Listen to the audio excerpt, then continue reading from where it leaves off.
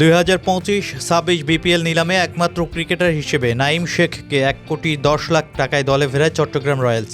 তবে টুর্নামেন্ট শুরুর একদিন আগে চট্টগ্রাম রয়্যালসের মালিকানা ছেড়ে দেয় ট্রাঙ্গুয়াল সার্ভিস। ফলে প্রশ্ন উঠেছে, নিলামে চড়া দামে বিক্রি হওয়া এই ক্রিকেটার আদৌ পুরো পারিশ্রমিক পাবেন কিনা।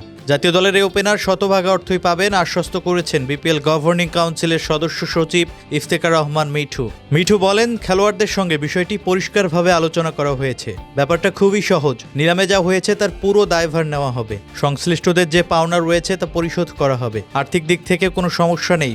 ফাইন্যান্সিয়াল ইনস্ট্রুমেন্টের মাধ্যমে 10 কোটি টাকা নিশ্চিত করা হয়েছে। এই অর্থ বিসিবি নিজের কাছে রাখবে নাকি ফেরত দেওয়া হবে, এমন প্রশ্নের উত্তরে মিঠু বলেন, লিগ্যাল ডিপার্টমেন্টের মতামত পাওয়ার পর বিষয়টি জানানো হবে, কারণ এটি পুরোপুরি আইনগত বিষয়। দল পরিচালনার সক্ষমতা না থাকলে ফ্র্যাঞ্চাইজি কেন নেওয়া হলো সে প্রশ্নও আছে। আন্তর্জাতিক ক্রিকেটে নাঈমের পরিসংখ্যান খুব উজ্জ্বল না হলেও সাম্প্রতিক বিপিএল পারফরম্যান্সই বদলে দিয়েছে তার মূল্যায়ন। জাতীয় দলের জার্সিতে 38টি টি-20 ম্যাচে 860 রান করেছেন তিনি, গড় 23.88। বিপিএলে তার গড় কিছুটা ভালো, 27.98। তবে 2024-25 মৌসুমে নিজের ব্যাটেই নতুন পরিচয় গড়েছেন নাঈম। 11তম আসরে তিনি করেছেন 511 রান, যা ছিল টুর্নামেন্টের সর্বোচ্চ।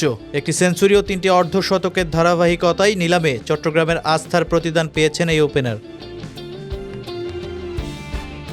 26 ডিসেম্বর চায়ের নগরী সিলেটে শুরু হচ্ছে বিপিএলের দ্বাদশ আসর। দুপুর 2টার পর সংক্ষিপ্ত উদ্বোধনী অনুষ্ঠানের মাধ্যমে পর্দা উঠছে এই জমজমাট ফ্র্যাঞ্চাইজি টুর্নামেন্টের। উদ্বোধনী দিনে প্রথম ম্যাচে মুখোমুখি হবে স্বাগতিক সিলেট টাইটান্স ও রাজশাহী ওয়ারিয়র্স। বিকেল 3টায় শুরু হবে মাঠের লড়াই এবং একই ভেন্যুতে সন্ধ্যা 7টায় গড়াবে দিনের দ্বিতীয় ম্যাচ।